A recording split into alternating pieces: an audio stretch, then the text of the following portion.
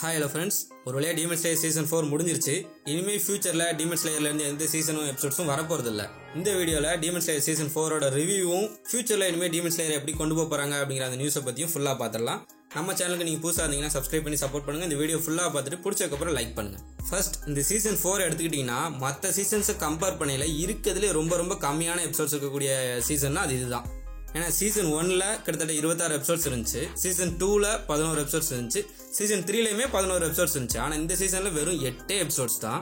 அதுக்கு காரணம்னு பாத்தீங்கன்னா இந்த அஷிரா ட்ரைனிங் ஆர்க் வந்து ஸ்டோரி அவ்வளவுதான். அந்த 8 எபிசோட்ஸ் தான் அந்த ஸ்டோரிங்கிறதே வரும். அதுக்கு மேல அவங்களால இழுத்துலாம் கொண்டு போக முடியாது. அதனால வெறும் 8 எபிசோட் தான். ஆனா 8 எபிசோட்ஸா இருந்தாலும் வேற லெவல் அனிமேஷனோட சூப்பராவே ஃபன்னாவே இந்த சீசனை கொண்டு போயிருப்பாங்க. ஆனா அந்த சீசனோட எண்டிங் வந்து ஃபன்னா முடிஞ்சு அப்படின்னு நம்ம சொல்லவே முடியாது. ஏன்னா லாஸ்ட் எபிசோட பார்த்தவங்களுக்கு தெரிஞ்சிருக்கும். மொத்தத்துல இந்த சீசன்ல ரொம்ப ஹைலைட்டான சீக்வன்ஸ்னா நம்ம வாட்டர் அஷிராவோட அந்த பிளாஷ்பேக் ரொம்ப நல்லா இருக்கும். நம்ம இனோஸ்கே, டான்ஜிரோ, அப்புறம் ஜெனிட்ஸ் அவங்க எல்லாம் சேர்ந்து பண்ற அந்த ஃபன்னான அந்த மூமெண்ட்ஸ் எல்லாமே சூப்பரா இருக்கும். மெயினா பேக் ஸ்டோரியை பாத்தீங்கன்னா ஸ்டோன் அஷிராக்கு ஒரு பேக் ஸ்டோரி கொடுத்திருப்பாங்க. அந்த எபிசோட்ஸ் வேற லெவல் அனிமேஷனோட அந்த ஸ்டோரியே ரொம்ப இம்பாக்ட்ஃபுல்லா ரொம்ப சேடான பேக் ஸ்டோரி தான். ஆல்ரெடி மாங்கால படிச்சிருந்தாலும் அனிமேல பிரசன்ட் பண்ண அந்த விதம் வந்து ரொம்ப நல்லா இருந்துச்சு. அதை காட்டிலும் ரொம்ப ஹைலைட்டான எபிசோட்னு கேட்டீங்கன்னா நம்ம முசான் அந்த ஸ்மோக் எஃபெக்ட்ல இருந்து நடந்து வருவார்ல எபிசோட் 7ஓட எண்டிங்ல அந்த வாக்கு வந்து ரொம்பவே பிரபலமா பேசப்பட்டுச்சு. அந்த எபிசோட் ரிலீஸ் ஆன டைம்ல இருந்து ஒரு வாரத்துக்கு பேசிக்கிட்டு இருந்தாங்க. ஏன்னா அந்த அளவுக்கு ரொம்ப பாப்புலர் ஆச்சு அந்த பர்டிகுலர் சீன் மட்டும். இந்த எபிசோட் 7க்கு அப்புறம் இப்ப ரிலீஸ் ஆன எபிசோட் 8 உங்களை நிறைய பேர் பார்த்திருப்பீங்க. பார்க்கலன்னா கண்டிப்பா இப்ப போய் பாருங்க. ஏன்னா சூப்பரான ஒரு எபிசோட், 40 மினிட்ஸ் எபிசோட் டியூரேஷன். அதுல கிட்டத்தட்ட நம்மளுக்கு 32-33 நிமிஷத்துக்கிட்ட கண்டென்ட் இருக்கும். ரொம்ப சூப்பரான குவாலிட்டியில, அதாவது எபிசோட் குவாலிட்டியே கிடையாது, full and full movie quality தான். அந்த எபிசோட் பாக்குற மாதிரி இருக்காது, ஒரு மூவி பாக்குற மாதிரி ஒரு ஃபீல் கொடுக்குற அளவுக்கு அவங்க கொடுத்திருப்பாங்க.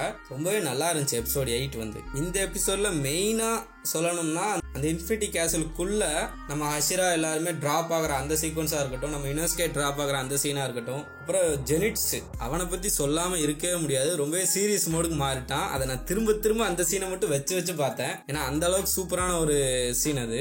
அதுவும் மெயினா நம்ம இனோஸ்கே சாப்பிட்டுக்கிட்டு இருக்கும்போது அவன் இன்ஃபினிட்டி கேசலுக்கு டிராப் ஆகிற அந்த சீக்வன்ஸ் வந்து நான் விழுந்து சிரிச்சிட்டேன். உங்களுக்கு எப்படி இருந்துச்சுங்க கான்வர்ஸ்ல கமெண்ட் பண்ணுங்க.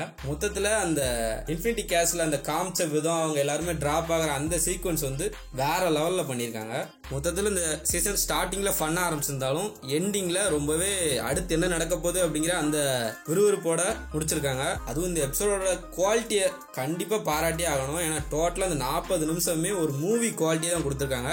இன்னும் இது வரைக்கும் யாராச்சும் அந்த எபிசோட பார்க்காம இருக்கீங்க அப்படின்னா கண்டிப்பா போய் பாருங்க. ஏன்னா சூப்பரான எபிசோட், மிஸ் பண்ணாம பாருங்க. மொத்தத்துல இந்த சீசன் 4 வந்து வேற லெவல் பண்ணிருக்காங்கன்னு தான் சொல்லணும். இப்ப அடுத்து இந்த நியூஸ்க்குள்ள வருவோம். டீமன் ஸ்லேயரை இனிமே ஃபியூச்சர்ல என்ன பண்ண போறாங்க அப்படின்னா எந்தவித சீசனும் ரிலீஸ் ஆக போறதில்ல, எபிசோடும் ரிலீஸ் ஆக போறதில்ல. அதுக்கு காரணம் இனிமே வரக்கூடிய இன்ஃபினிட்டி கேஸ்ல் ஆர்க் வந்து கிட்டத்தட்ட 3 மூவியா பிரிச்சிட்டாங்க. இந்த 3 மூவிஸும் அடுத்தடுத்து தியேட்டர்ல தான் ரிலீஸ் ஆகும். நம்ம தியேட்டர்ல மற்ற அனிமே ஃபேன்ஸோட உட்காந்து பார்த்து என்ஜாய் பண்ணலாம். அது ஒரு நல்ல விஷயமா தான் பார்க்கேன். ஏன்னா எபிசோடா வீட்டுல தனியா உட்காந்து பாக்குறதுக்கும் மற்ற அனிமே ஃபேன்ஸோட தியேட்டர்ல போய் கத்தி சூப்பரா பாக்குறதுக்கும் வேற லெவல் வைப்பா இருக்கும்.